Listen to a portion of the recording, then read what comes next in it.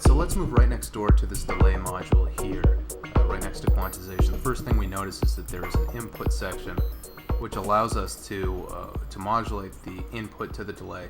We won't touch that for now. We'll come back to that. It's a pretty cool effect, a pretty cool parameter. The first thing that we have before the audio even gets into the delay is this high-pass filter, and a high-pass filter, of course, cuts out low frequencies, allows the high frequencies to pass. That's the name, high-pass. But what this allows you to do is to shave off some of those lower frequencies that you don't want bouncing around after a delay has been applied to them.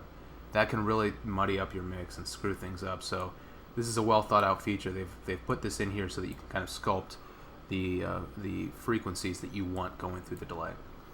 Next, over here to the right is a delay time on the right channel at top, delay time on the left channel in the middle here, and at bottom is a beat subdivision selector, and this is the beat subdivision to which the delay will be applied, and it's either 16ths or 8th note triplets.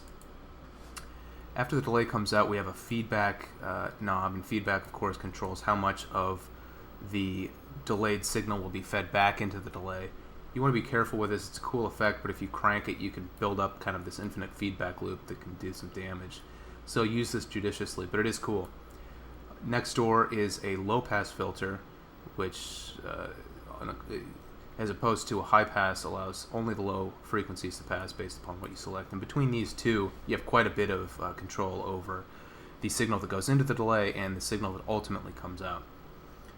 Next to that is a modulation depth and rate knob. Now this is modulation that's done courtesy of a triangle wave LFO that you don't have access to. It's not part of this modulation lane business I was talking about before, but it's pretty cool nonetheless. So modulation amount, modulation rate.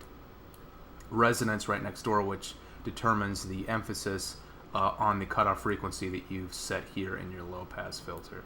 Adds a little bit of punch based on how high you have this resonance. And of course pan, which determines the space of the delay in the frequency, or in the stereo spectrum left to right. So I've turned off all of these tracks but one, and I just want to let you guys hear how this sounds. Now, as I believe I said before, there are 2 sends for each track. The top one goes to the delay effect, and the bottom one goes to the gator. For just as a quick review, a send is what it describes. You're sending the audio to a certain effect, so you're not just applying the effect over the sound. You're actually sending a portion of that sound to the effect, and then what that allows you to do is achieve a lot more subtlety with how much of the effect you apply. And the other cool thing about this is that you can change it on a track-by-track basis. You might not want delay on every track. You might want it only on one, so that's what makes this handy. So I'm going to start this, and then we'll start adding in this delay, and you can hear how it sounds. Right, so now you hear it adding in. I turn that send up to max. You're really getting that in. And that's a very nice sounding delay. That's not a cheapo delay. That's a serious module. So now if we alter this, we open this high pass all the way up, we're going to get a lot of very high frequencies that are being delayed, right? Only those very high frequencies. Once we start closing it down, then more of the frequency spectrum is being delayed by that.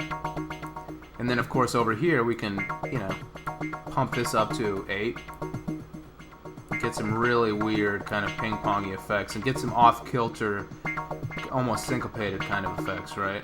Depending on how you set these. 8th note triplets. Totally changes the vibe. We come back here, we go to this feedback, we start cranking this. You listen to that delay signals. Oh god, that is badass. Oh. So you could really turn the delayed signal into kind of an instrument of its own, in a way. I mean, you get this feedback at the right place, and you're creating these kind of motifs that are really fascinating. So that's feedback. Low pass filter. Right? If we turn it all the way down, it's really not letting in anything but the lowest of the low frequencies. Once we open this up, then more of those frequencies start coming out. Now next door here is this modulation section I was telling you about. Now we have the modulation depth set up. It's putting quite a bit of modulation on there. But the reason we're not hearing is the rate's really low. Now as I pull this up, you get kind of this wah effect. It's a cool effect.